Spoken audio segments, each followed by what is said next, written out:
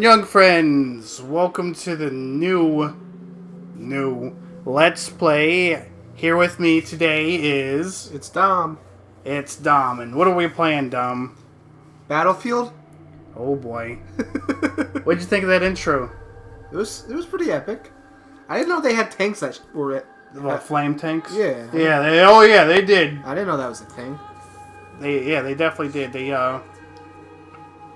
in World War II, they actually, the tanks, as you can imagine, they held more fuel than, standard man-portable flamethrower, and they could spit fire out, over a greater distance and for longer than standard infantry flamethrower. But as we know now, the flamethrowers are kind of there's a reason why flamethrowers aren't are in the Geneva Convention. They're inhumane. You know what else is inhumane? That's in the Geneva Convention. The use of the smoke grenades. They're the use for them in offensive combat. Like how? Because if you throw them into a bunker, you'll suffocate.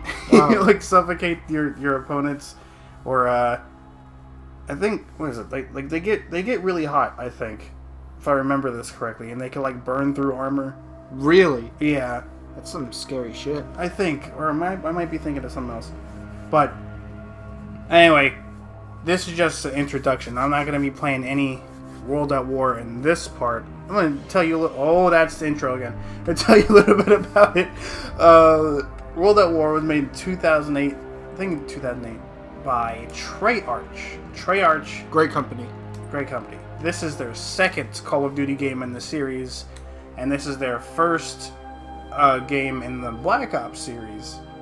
Black Ops hadn't come out at this point. It's 2 years down the line. It's the pre-sequel to Black Ops 1. Pre-sequel. Oh, listen here, boy. Listen to handsome Jack over here. But I love Borderlands. But yes, this is also the first Call of Duty to take place. Well, this is the... Prior to this game, Call of Duty 2 was the only one to have a Russian campaign. This goes back in World War II, obviously. Call of Duty 3 was the last game in World War II prior to this game. This is the first one to use flamethrowers, and the first one to have a co-op campaign. This does, in fact, have a co-op campaign, although it's more like a second thought where, it's not really integrated well. But, you still play with your friends. And then there's the first... Did I say second game? Oh, yes, of course. The big selling point about World at War is that this was the first Call of Duty game to have a campaign in the Pacific Theater, where you fight the Japanese. Huh. Yeah. Call of Duty 1, 2, and 3. And 4, I guess. You don't fight any Japanese people in those games. This is the first game with zombies too, right? This is in fact the first game with zombies. And let me tell you, when I beat this campaign 10 years ago... So much zombies? When I beat this game, it wasn't... They didn't even advertise it. They didn't advertise zombies. Really? It was a last minute thing. When you complete the campaign, you go right into zombies. And when I finished... Because, first thing I do, I beat the campaign. Yeah. And I go to multiplayer, but, I beat the campaign, and you just get thrown into zombies. Like, your character's, waking up after a plane crash, and you see, zombies in the distance heading towards you. Mm-hmm. Like, what the fuck is happening? What is this? And why is it amazing? But that one thing that they added... Jesus Christ, the fucking... To think that that little afterthought they added into zombies, with zombies... It turned into such a big thing with the rest of the games. Yeah, with the... I just wish that, Infinity Ward and Sledgehammer wouldn't do zombies. Or aliens? Or do you want them to stick to aliens? I want them to stick to stuff that isn't zombies. I thoroughly enjoyed, Extinction and Ghost. That's what it was called, Extinction. Yeah, I thoroughly enjoyed that. That was really fun. Now it was very difficult. It was, yeah, it was different than zombies, because zombies, it's a wave defense game mode. And Extinction was like you Tower, had an tower defense more? well, yeah, it was tower defense. You had an objective, and sometimes on the different maps, you had to kill the boss. But It was difficult. I don't think I ever really beat the I still haven't beat the Extinction. Yeah, I You mean, need I like got- a cooperative team that's gonna. hella cooperative. You need God, you fight the fucking. You basically fight the fucking ethereals from XCOM. Forget that. Yeah, I remember having to beat the Kraken was hard enough on the third map. Mm-hmm. Yeah, that was hard. What are we talking about? We're talking about World at War, not Ghosts. Oh, jeez. There's 2 campaigns in this game. There's the American campaign that happens in the Pacific Theater, and the German. Oh God, the day that Call of Duty has a German campaign, it's gonna be like Battlefront 2, the new Battlefront, where you play as the Empire, but then of course your character figures out that the Empire is bad, and they switch sides. That's boring. If I'm gonna play as the Empire, give me the full the full potato. Give me the whole thing. If I'm gonna be playing as Germans, give me I want access to Auschwitz. Jesus Christ! Calm down. Oh jeez, no. But playing as a German, in a World War II game would be very refreshing. It would be. Yeah. It would be different. See the war from a different perspective, from the losing side. Mm-hmm. And but yeah, World War II, Call of Duty, and this is going to be the last World War II Call of Duty for 9-10 years until Call of Duty World War II comes out. Yeah. But this game's campaign is mwah. It is so good. I don't think you've ever played this campaign, have you? I played the beginning. It was difficult for me at the time. No, so you never finished it. No. Okay. All right. So you're gonna see some stuff. Are we doing multiplayer? No. No. I can imagine all the 5 people that are still playing this multiplayer are all cheating. But now that brings up a good point. Let me show you something about multiplayer real quick. Treyarch is very good because, come on,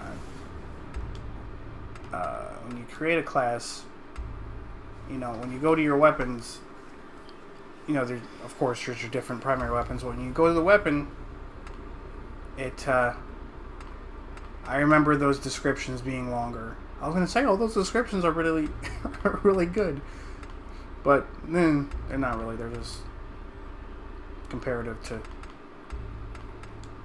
There's only ever 2 shotguns. Come on. Different countries have to use shotguns. What this game does get right, that World War II doesn't, is that the FG-42 is a machine gun. It isn't a rifle, unlike that game. And the bar are both machine guns. I'm sure they just put it like that so they can have more rifles. I know exactly why they did it. Everybody knows why they did it. It doesn't make it right. But I remember those descriptions being longer.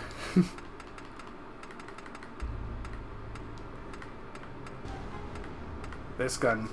The MP40? Jesus Christ, that gun. Bad game design to have that gun in the game. It was so good at everything. But this game also had, you could have where is it? There it is. Oh, the flamethrower as a perk. As a perk, Dom, and you still had your primary weapon. This was... I don't even know. Why did I prestige in the first place? I think it says I prestige so I can get like an extra prestige token in Modern Warfare 3. you gave in to the... Yeah, and I kind of wish I didn't. Because the flamethrower I love the flamethrower in World War II, but it's a score streak, and that makes it less fun. And you can only use it for a certain amount of time. And the flamethrower in this game only overheats. Or what am I saying? Oh yeah, so you're gonna be in this game. It doesn't really hold any punches. People are gonna be eviscerated in this game. You're gonna limbs flying, and we're gonna try to act like how a soldier would back then. It's like, hey, gun those guys down. We gotta do it, even if they're already burning alive. I mean, I guess that'd be more like a mercy killing than letting them suffer with the burns. Yeah, because flamethrowers, especially in the Pacific Theater, were very relevant, especially like even after Vietnam. Or yeah, burn all that tall grass that they were hiding in. Yeah, and so you're gonna see a lot of at least some of the tactics that the Japanese military used in this game, like bonsai charging, or them playing dead, and them hiding in trees. Yeah, they hide in trees. Imagine that. And then they try to sucker you in with anime traps. You gotta not. Nani? You gotta not fall for that. You have to be stronger than that. You have to realize. You have to look at yourself and say, look within yourself and say, that has a penis. No bueno. How did we get onto anime traps? Because we're fighting Japanese people, and this is the reason why they have low birth rates. Yeah. Oh, but this introduction has gone on for far too long. I'm gonna be trying to get all the collectibles, as there's collectibles in this game, and hopefully you guys enjoy the ride. Our first mission is gonna be on Macon Atoll in 1942, where we take the role of Private Miller, if I remember correctly, and he just got captured by the Japanese military, so he's a POW. And I heard that being captured by the Japanese military is not something you want to do. So, in the next episode, we're just going to start the game right off. It's fine if you skip this one, or skip this part, because there's no gameplay. They probably did as soon as they said... There's no gameplay. Yeah, it's the next video. Look at the analytics and see when people stopped watching. 30 seconds in. I won't blame them. I won't listen to this drivel either. But until then, guys, I'll see you on the front lines. I am Porter. And I'm Dom. And this is my favorite video on the Citadel.